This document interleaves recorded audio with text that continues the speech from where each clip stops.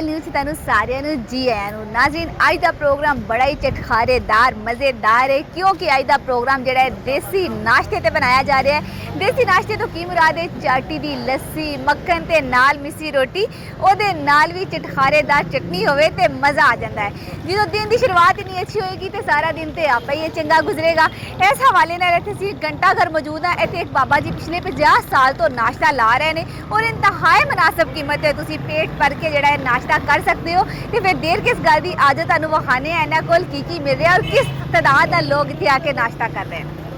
जी ते नाज़रीन साडे नाल इत्थे बाबा जी मौजूद ने जिहड़े पिछले 50 साल तो नाश्ता ला रहे हैं। उन्हां नाल गल करदे हां। अस्सलाम वालेकुम। वालेकुम अस्सलाम। अच्छा अंकल जी मैनू दसो कि कितनी देर तो तुसीं इत्थे नाश्ता ला रहे हो? माशा 50 साल हो गए 45 40 50 करीब हो गए।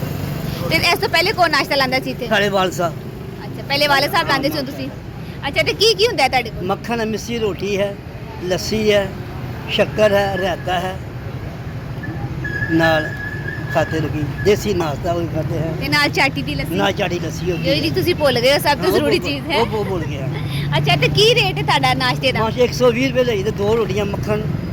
मजदूर लोग आते हैं खाते हैं माशाल्लाह 120 रुपये लेते हैं। ਕੀ ਕਹਿਣਾ ਚਾਹੋਗੇ ਆਪਣੇ ਵੇਖਣ ਵਾਲਿਆਂ ਨੂੰ? देखना मैं अपने शौक नाल खाते हैं माया बड़ी दूरों आते लोग।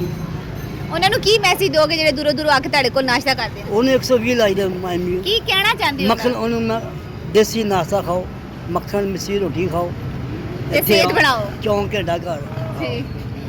ਜੀ ਤੇ ਨਾਜ਼ਰੀਨ ਇਹਨਾਂ ਦਾ ਇਹ ਕਹਿਣਾ ਹੈ ਕਿ ਦੇਸੀ ਨਾਸ਼ਤੇ ਨਾਲ ਆਪਣੇ ਦਿਨ ਦੀ ਸ਼ੁਰੂਆਤ ਕਰੋ ਤੇ ਦਿਨ ਨੂੰ ਜਿਹੜਾ ਹੈ ਉਹ ਵਧੀਆ ਬਣਾਓ। ਇਹਦੇ ਨਾਲ ਹੀ ਇੱਥੇ ਕਸਟਮਰ ਮੌਜੂਦ ਨੇ ਉਹਨਾਂ ਕੋਲ ਜਾਂਦੇ ਆ ਉਹਨਾਂ ਦਾ ਕੀ ਕਹਿਣਾ ਹੈ ਇਸ ਹਵਾਲੇ ਨਾਲ। अच्छा मैंने दसो कितनी देर तो इतने नाश्ता करने आ रहे हो?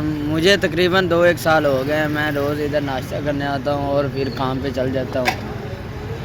इनका नाश्ता बहुत अच्छा है और बहुत मज़ेदार है। जितने भी लोग सोच रहे हैं उनको नाश्ता इधर आकर चौंक घंटा घर में करना चाहिए, टेस्ट करना चाहिए कैसा टेस्ट है।